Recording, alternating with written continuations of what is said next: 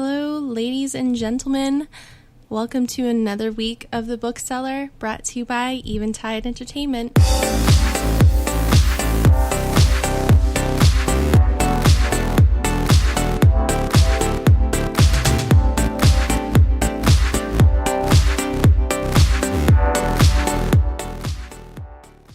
Thank you for tuning in for another week. I'm so grateful and appreciative of everyone who listened to my show last week. It was my first show. You kind of got to know a little bit about me and my past YouTube experience. It's kind of funny that I'm a little nervous on the microphone, even though I did do YouTube videos, but that was so long ago. I almost feel like a different person. I mean, obviously I'm the same person, but just my personality, I used to be a lot more outgoing. Now, like, getting out of college, I'm like going back into my introverted ways. But I'm definitely really happy that I had so many supportive friends and family, as well as you listeners out there that gave me a shot, listened to my show, and also really gave me good feedback. So I really appreciate that.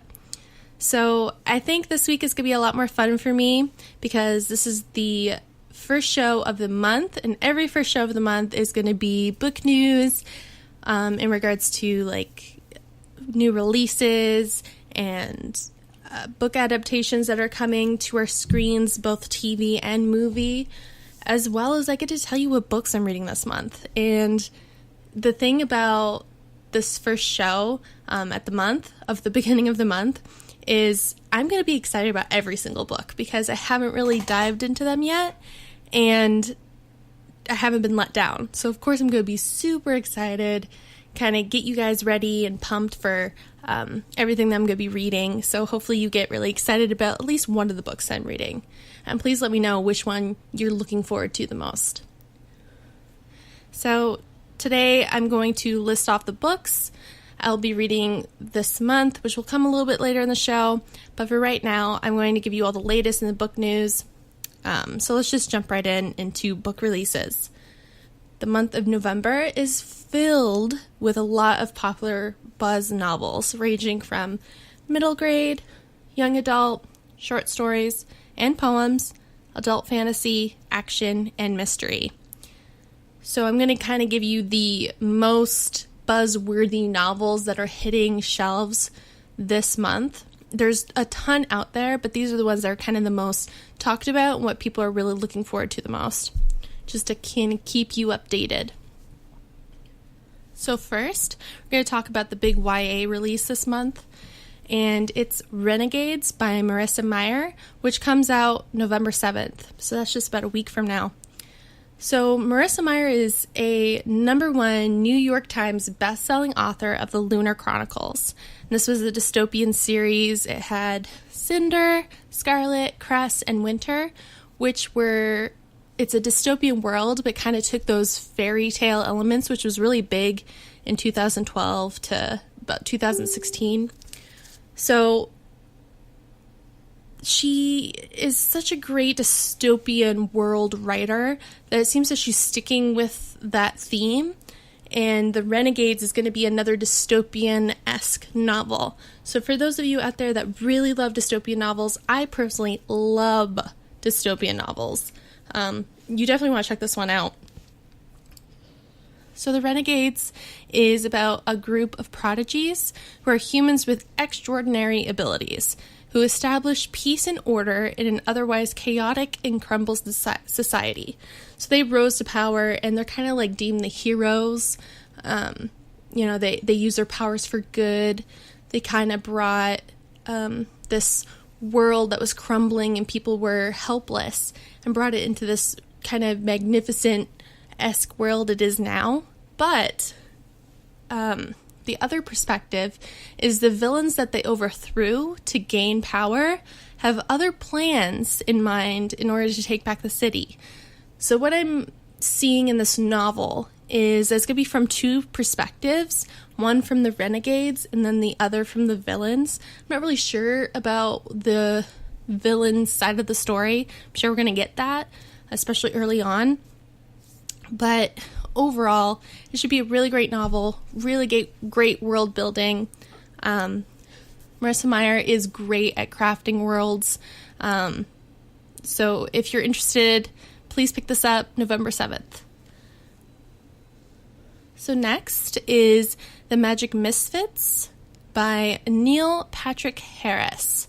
This comes out November 21st, and this is a middle grade novel. So the name alone should excite some readers, as well as some binge TV fans, as Neal Patrick Harris is a star from the wildly popular show How I Met Your Mother, as well as a handful of movies, both as an adult actor and a child actor. He also has done Broadway, things like that. So personally, I've heard through the grapevine about this book for quite some time, a couple years ago actually, when he started writing it. It's breaking through into the middle grade genre. For those of you who are not quite familiar with middle grade novels, these books are targeted towards younger readers, usually between the ages of 10 to 14. But many of these books that come from this genre have garnered popularity through a wide variety of ages. So just to kind of give you an idea of what other middle grade books are out there and how popular this genre can become, some of those are the Percy Jackson series. So this is like the first novel is The Lightning Thief. Actually had 2 movies come out from that series. The Chronicles of Narnia is also a middle grade novel, as well as series. And Harry Potter was also a middle grade novel. And we know everybody under the sun has read Harry Potter and the Chronicles of Narnia.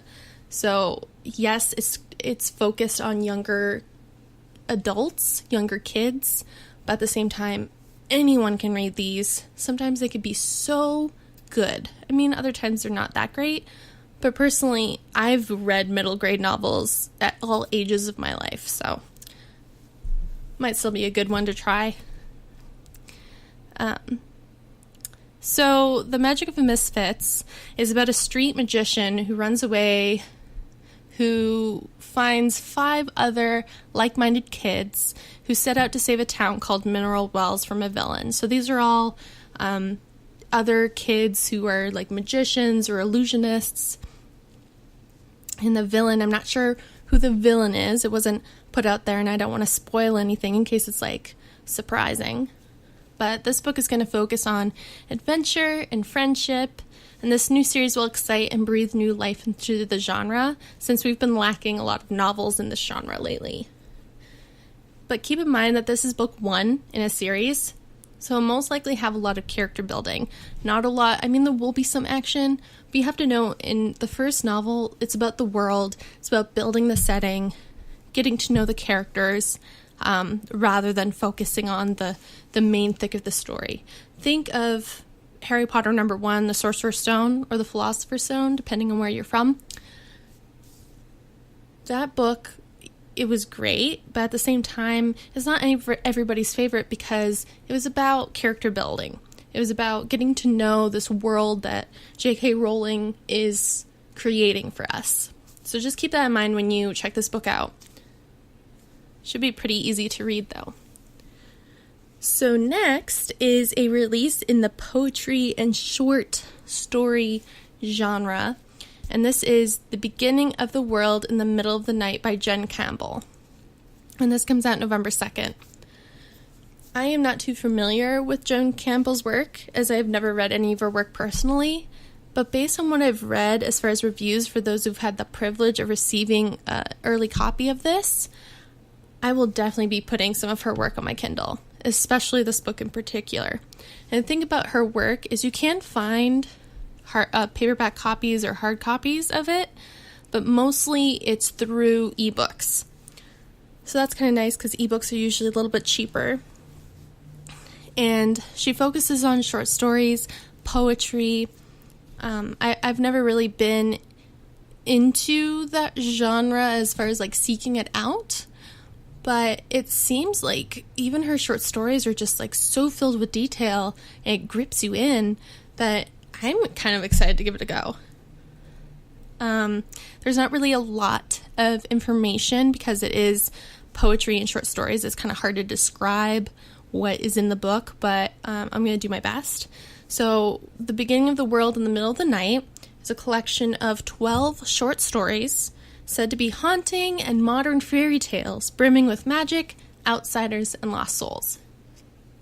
Now, from what I'm reading from online reviews and whatnot, anyone in any age group can read this, but they kind of shy away from like letting your 12-year-old read this, because apparently there's some like graphic nature sort of stories in it.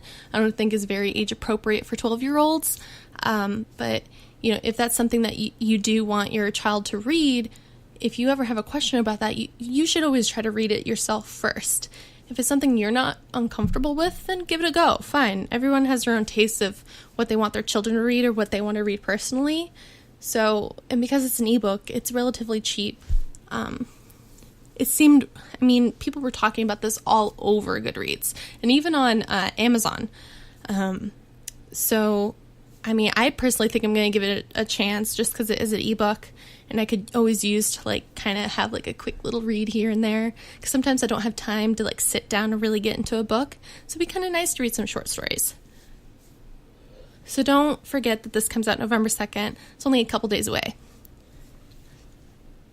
So next is the fantasy murder genre. And this is Murder in the Lincoln White House by C.M. Gleason. And this releases November 28th, so near the end of the month.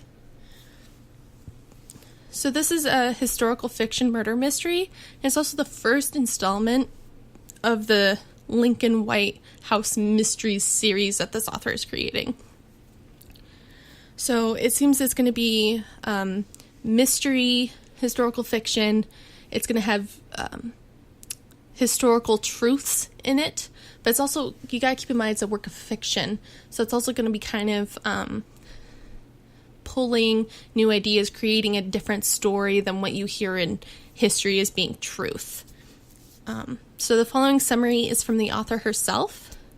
It's President Lincoln's inaugural ball, and the room is filled with attendees, both supportive and non-supportive. This leaves a long list of possible suspects when a murder is committed on the night of the celebration. Lincoln has had so many death threats that his staff can't be sure if he was really meant to be the intended victim. Lincoln puts all his trust into Adam Quinn, a young frontiersman, to find out who committed the murder. Adam has his work cut out for him as he continues to be concerned with the protection of the president and the motive for the killings, which have increased since he started his investigations. So if you're into murder mysteries, but then also like a little bit of history, I think you should check this one out.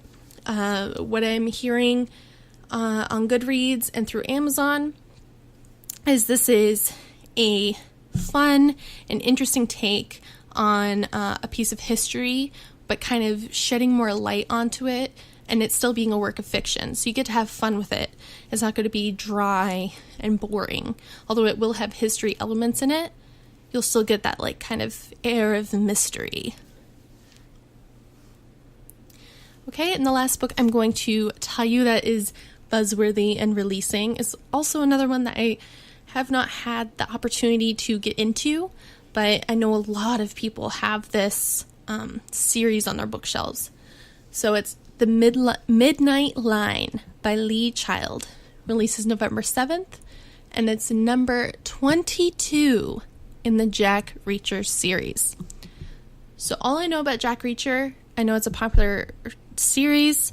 This is very famous books. There was also a movie. I think Tom Cruise was in it. I want to say like back in 2012. Like I said, I personally have never read any of the books in this series, but I have heard a great deal, and they seem to have quite a bit of following behind them. From what I'm hearing, this is going to be one of the best Jack Reacher books thus far in the series.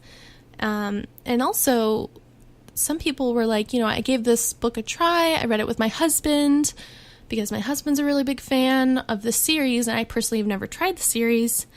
And I guess this book is okay to kind of jump in even if you haven't read the other 22 books, which kind of makes me happy because, number 22 in a Jacques Reacher series that kind of at first is kind of like, whoa, I have to read 21 books to understand what's going on. And from what I'm understanding, yes, it's number 22. It's just with the same character. It's always a different story. So that's nice. So don't be kind of, put off if you've only read a couple of the Jacques Reacher series. Why not check it out at your library, see what it's like. If you're into like the action, military-esque novels. Like I said, I had a lot of friends that have been into this series and they're really excited about this book. So I thought I'd let you guys know about it too. And so that comes out November 7th. If you're into that, have fun. Make sure to put it on your calendar. Let me know what it's like. I don't know if I'm going to necessarily have time just because I'm the type of person that wants to read an entire series. I don't want to just jump in the middle. But hey, some other people are okay with that, and do it, please. Okay, so those are the buzz releases I'm hearing about the month of November. There's quite a bit more YA, young adult book releases, but I try not to focus on that genre so much. That was kind of what I did in YouTube. Like I focus on just young adult, but the young adult genre is so big, it tends to have a lot of releases every month with a lot of buzz around it. So a lot of readers are people, in high school and in college. I mean, I don't know how people have time in college. I didn't have time in college. Some people do, though. I had a couple friends, actually, in college that were like, yeah, I was able to read a book this week. I'm like, how do you have time? They're like, well, I didn't watch TV. I'm like, oh. Well, I played video games and watched TV, so maybe that's why I didn't have time for reading. Anyway, so some of those young adult releases are Witchwood, which is a second novel in her series. I'm not really familiar with it. I am familiar with the author, Tahira Mafi, because she was the author of Shatter Me, and that was also a series very popular in the YA community. Also, The Becoming of Noah Shaw by Michelle Hodkin, who is the author of The Becoming of Mara Dyer series, which was a series I did try. I wasn't a fan of. I don't know if it just wasn't my cup of tea during the time that I tried reading it. It was very popular. So The Becoming of Noah Shaw is still within that realm of the same world, but it's a completely separate series. And finally, there's a book called The Temptation of Adam by Dave Connis. Haven't really heard much about it, but it is something that's kind of has some buzz. And those all release in November. So if any of those interest you, make sure to check them out on Goodreads. All right. So now that we got those book releases out of the way, which again, I think I'm going to get Renegades for sure. And I kind of want to try out Murder in the Lincoln White House because I do enjoy historical fiction. I tend to go to historical fiction in the French Revolution. That's kind of like where I've read a lot of stuff, as well as like Greek and Roman mythology. But I mean, I love murder mysteries, and it's kind of cool to have a historical fiction one. So, and I definitely want to try The Beginning of the World in the Middle of the Night, poems and short stories. And speaking of poetry, we have a new thing here at Eventide Entertainment called The Raven Hour, and it has poetry by a fellow podcaster, Robert. He has some poetry on there. I've been thinking about writing poetry myself and putting it up there. I've had a couple friends who have submitted work there, so make sure to check that out. It's on our website, Eventide Entertainment, as well as you can also find the links on our Facebook page. So that's pretty cool.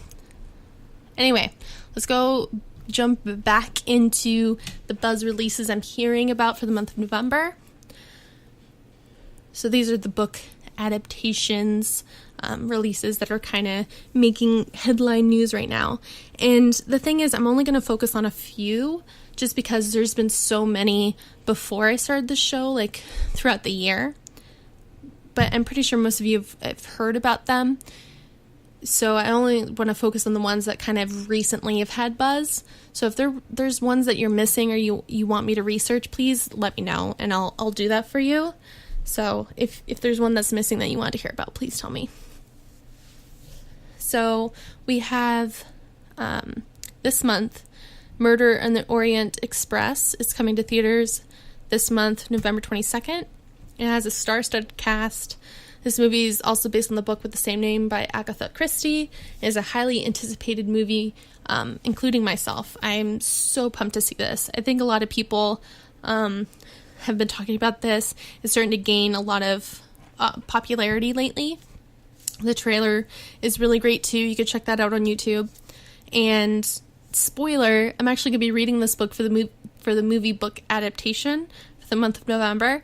So I'm going to get to read the novel and see the movie and be able to tell you what I thought of them. And that'll be probably near the end of the month. Next, there's The Red Sparrow, which I believe is coming into theaters in a couple months. And that's starring Jennifer Lawrence, Joel Edgerton, Jeremy Irons. And it's based on the book Red Sparrow, said to be a Russian spy thriller. Alright, some other news coming to our small and big screens. One of Us is Lying, which is a young adult book, said to be a murder mystery with Breakfast Club-like elements. Has been picked up and may be turning into a TV series coming soon. I want to say the CW has picked it up, but don't confirm me on that. It's recent talks here, just in the last month. Next, this is kind of old news, but it has some new news as well. Disney Productions, back in 2001, they picked up Artemis Fowl, which is a middle grade young adult book, and they wanted to turn it into the movie. So this is Disney we're talking about. They had the rights to this back in 2001, so I mean, it's been a while. But it looks like we have a potential release date for it for August 2019. I mean, I kind of feel bad that people have already been waiting like 16 years since it got picked up, and that it's not going to come out until 2019. That's 18 years since Disney picked it up. Man, that's like an entire person. Man, we've been waiting for a long time. And here I am, like, complaining about George R. R. Martin not writing a book for 6 years. Whatever, I'm still mad about that. So next is Gerald's Game, which has been picked up by Netflix. And they released a trailer for that. And Gerald's Game is a Stephen King novel. Actually looks pretty good, so make sure you check out that trailer if you like mystery and Stephen King stuff. Also, The Maze Runner, The Death Cure. I don't know if anyone else has watched those movies. I love this series. It's another dystopian world series. The movies were actually really good, too. I was surprised. Because usually books that are YA adapted tend to be kind of meh. I mean, I watched the Divergent series, and I don't know. I liked the first book. I didn't like the movies that much. They were okay, but I don't know. I've been kind of let down by a lot of YA books to movie adaptations. I think the only one that was actually well done was The Hunger Games, and that's because so many people were talking about it, so I had quite the big budget for it. But The Maze Runner, The Death Cure, those movies and books were really, really well done, actually. And it has a trailer just released for those of us that are obsessed with dystopian series. And I believe it's coming out in February 2018. So that's pretty soon. So that's a lot of the adaptation news I've heard. There's also filming for The Hate That You Give. That just started filming just last month. So that's going to be a movie probably coming out next year. But yeah, for now, that's going to be as much adaptation news I'm going to give you. When I hear more stuff, I will drop that and tell you guys about it starting from this point on, just because this is a new show. I don't want to overwhelm you with things that we've heard about for, years. All right, so let's take a break before I tell you about the books I'm reading for the month of November, so make sure to stay tuned for that. There's nothing quite as satisfying as a good conversation with intelligent company. Join comedian Don Smith every week as he sits down and talks with comedians, actors, filmmakers, writers, and everyday schmoes. It's The Life with Don Smith, Wednesdays at noon on 106.9 FM, and now available on the Eventide Entertainment podcast feed every Friday on Spreaker, YouTube, and iTunes.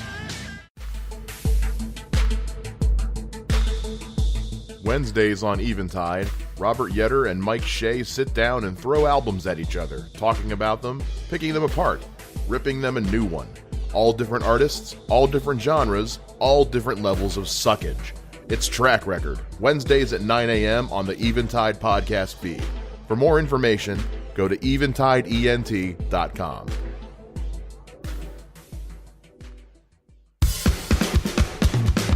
Are you into making music, videos, or podcasts? Are you a local comedic talent in need of some much-needed publicity? Are you a behind-the-scenes professional interested in audio-video production, graphic design, and public relations? Eventide Entertainment is actively seeking talents, clients, and professionals to help our business grow into something truly special. And we want you to be one of those. For more information, go to facebook.com/Eventide Entertainment or send us an email at eventideent@gmail.com. And welcome back. Thanks for listening to our Eventide offerings to you. We have all sorts of shows here that will make everybody happy. I mean, we have Saltwater Gaming, which hits Saturday, which is all the video game nerdiness that I love and enjoy. We have Nerds Versus, which drops on Mondays, all the nerdy stuff. We have Mike Talks Funny, which is a comedy show. We also have The Drive-In, which is a movie review show. So make sure to check all those out if you're interested. I mean, I don't know how you wouldn't be. We're all nerds of all these sorts of things. So really great stuff out here for you guys. All sorts of content. Even if you don't like to hear my voice. I mean, I'm the only girl they have right now, so you better like it. I'm just kidding. But no, I want you to like it. Anyway, so enough of that. Let's get into the books I'm going to be reading for the month of November. I'm so excited.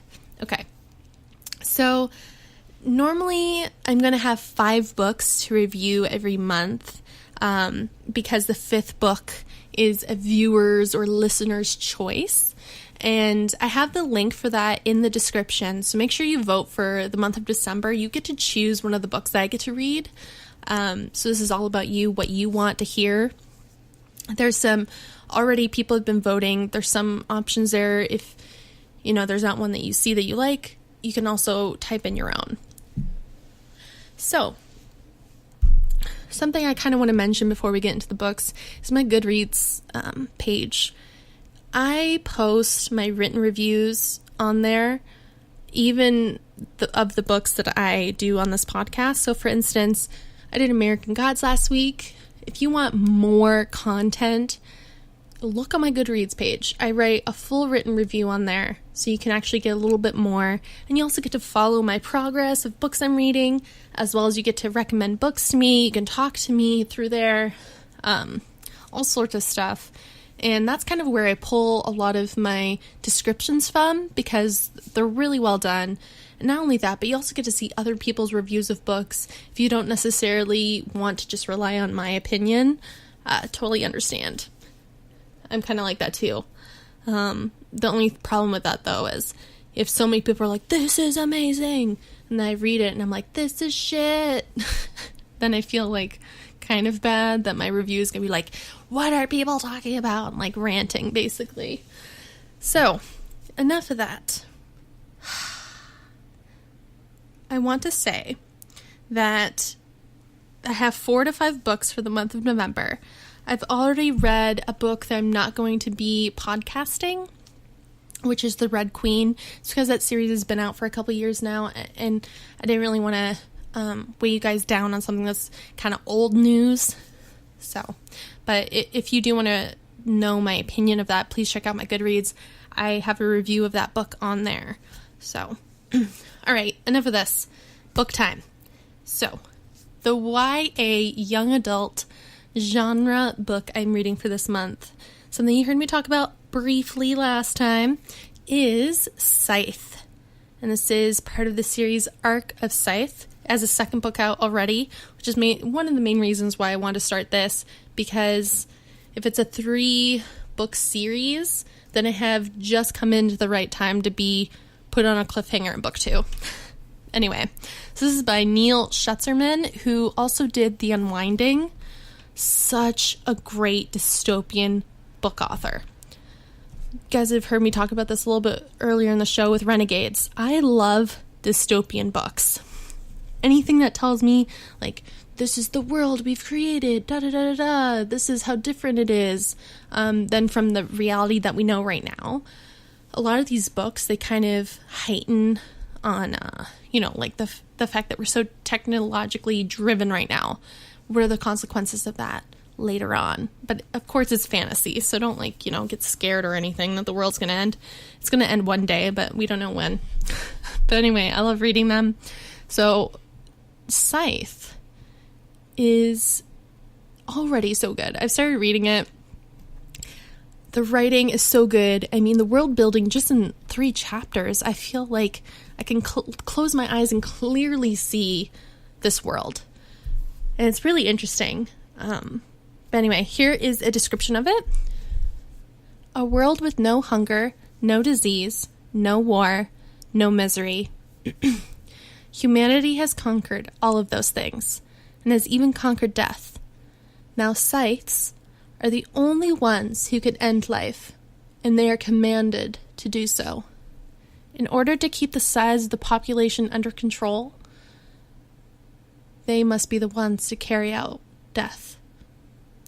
Citra and Rowan are chosen to apprentice to a scythe, a role that neither of them wants. These teens must master the art of taking life, knowing that the consequence of failure could mean losing their own. So that's a very vague description, but basically scythes are the ones chosen in this population to bring about killing, because this world that he's created, no one dies. All the diseases or the car crashes or things that used to kill people has been eradicated. And that's because of this thing called the Thunderhead, I believe. Yeah, Thunderhead. It's kind of like the cloud, but bigger. And it basically is the controlling force in this world. But it's like the perfect controller. So it knows how to fly planes around weather patterns, or it knows what roads need to be built, what we need to do as far as curing this disease. So it's basically focusing on how technology, I always mess up on some of my words, technology has expanded so fast that now we can solve everything. We can make our own food without the need of farming anymore. We are already kind of on that path now. But because that we've conquered death, we have these groups of people who are called scythes, and they look like scythes, not as creepy so far. I mean, you never know. I just started the book. But they're supposed to be like the best parts of humanity. So they're people that don't necessarily want to kill people, but they have to in order to keep population control. So pretty interesting. Anyway, I talked about that enough, but it's mainly because I just started reading it. It's probably going to be the first book that I review. So make sure to stay tuned next week. I am in love with it already. It's so good. Hopefully we keep that momentum going. All right. So the adult fantasy book I'm going to be reading this month is The Strange Case of the Alchemist's Daughter by Theodora Gross. So this is a science fiction fantasy novel. It just released in October, so it's relatively new. It's also part of a book club online. I thought about it'd be really good for me to read this, as well as kind of participate in that book club to kind of get more ideas of how to review it without giving anything away. But I will give you a description of it. It sounds really good, and I love science fiction, so woo. Mary Jekyll alone and penniless, following her parents' death, is curious about the secrets of her father's mysterious path. One clue in particular hints that Edward Hyde, her father's former friend and murderer, may be nearby, and there is a reward for information leading to his capture. A reward that would solve all her immediate financial woes. But her hunt leads her to Hyde's daughter, Diana, a feral child left to be raised by nuns with the assistance of Sherlock Holmes and Dr. Watson.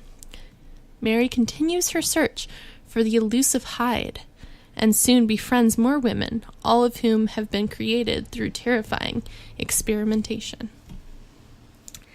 So pretty cool. It's kind of taking, I believe there's someone that's Frankenstein's daughter. So kind of, Mary Shelley, Dr. Jekyll, Mr. Hyde, is actually two separate people. I don't know how that works. I'm curious, but it seems really interesting because, this is all like science fiction, fantasy novels from way back when, and we're getting all these people together into one, murder, mystery, science fiction novel. So, look forward to that. I don't know when I'm going to be reading it. Sometime this month. Can't promise anything. When. So, let's see.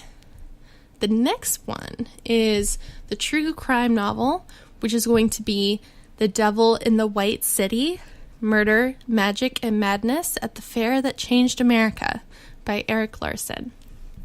So I'm a fan of Erik Larson. I've read a lot of his works before. He's a great writer. I love that this is a true crime novel. So this is all based on truth. Obviously, maybe some of it won't be, 100% factual, but it is true crime, and when I checked it out at the library, it wasn't in the fiction area, so that's really exciting to me.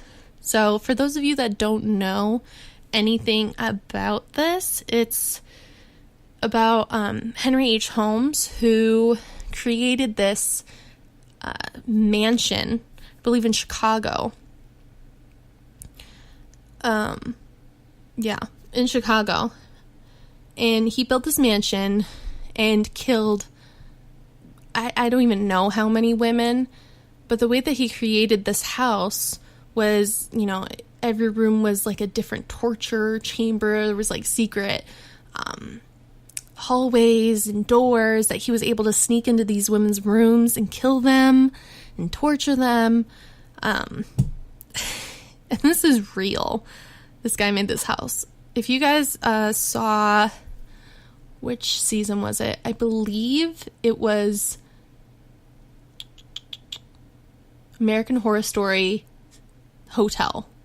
There was a character on there that was similar to Henry H. Holmes, having different rooms, being able to sneak into those rooms to kill people, kind of the same thing. So here's a description of the book, if I'm not kind of selling it well enough.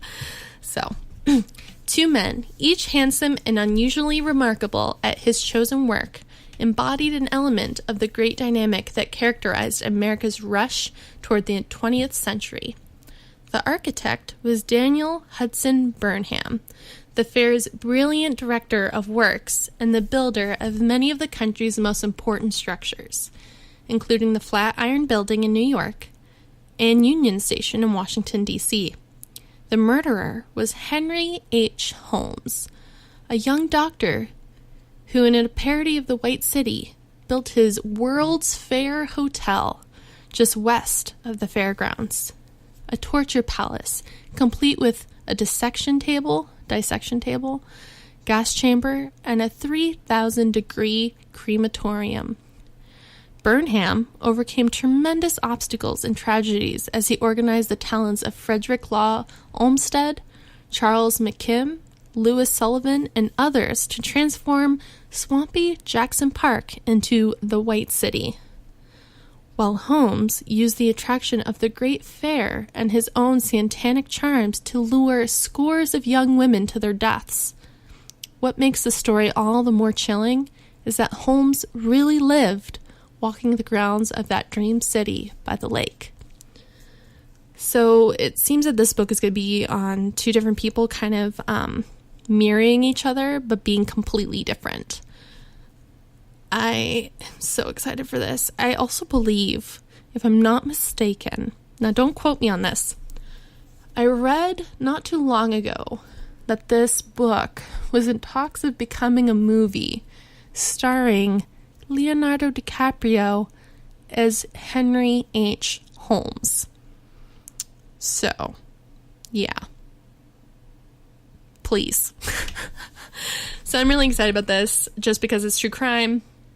Kind of gets my foot in the water as far as a book that's been out there for a little while, very popular. And like I said, I love Erik Larson's work.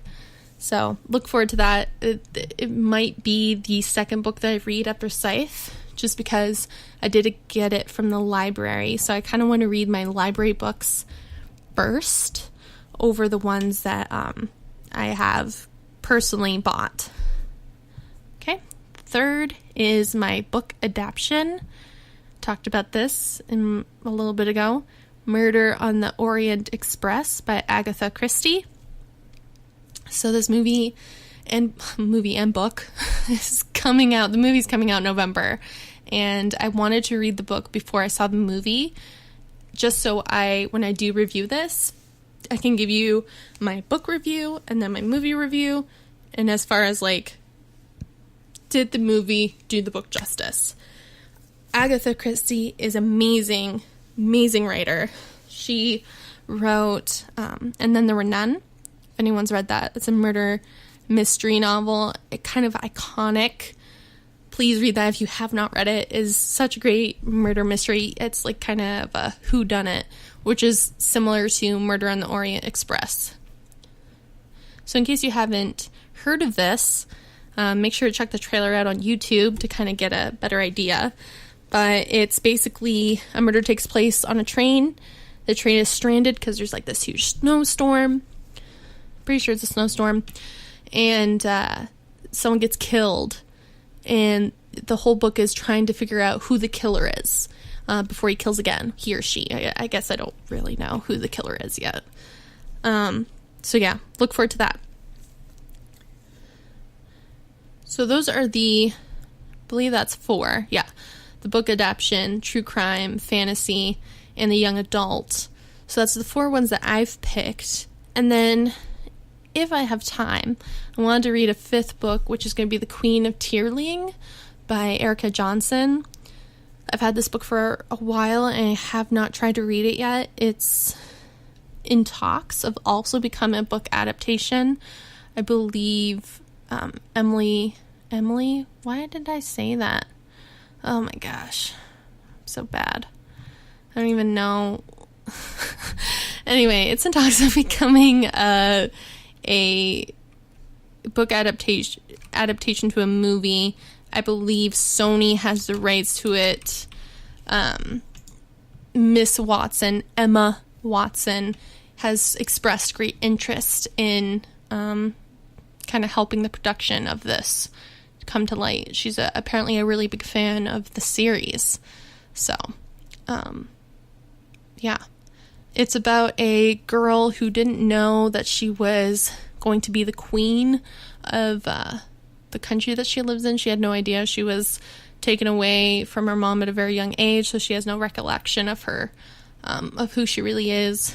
Anyway, the very beginning of the book, she gets taken back to the castle of where she's supposed to rule, and there's another queen who is, I believe, the Red Queen, who is just evil, super bad, a lot of magic and war. There's like a jewel of immense power that this woman has, and yeah, it's a really big fantasy book, so make sure to look for that too. And yeah, so that's it for this week. Those are the books I'm reading. Let me repeat them for you so you can tell me which one you're looking forward to the most. So there's Scythe by Neal Shusterman, The Strange Case of the Alchemist's Daughter by Theodora Gross, The Devil in the White City, Murder, Magic, and Madness at the Fair That Changed America by Erik Larson, Murder on the Orient Express by Agatha Christie, and if I have time, The Queen of Tearling by Erika Johansen. So, yeah, that's it. Please don't forget to vote for the book that you want me to read for December. The link is in the description.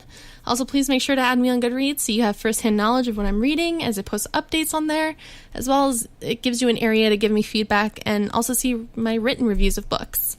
Thank you for all the support and keep reading, book lovers. I'll see you next week. Bye.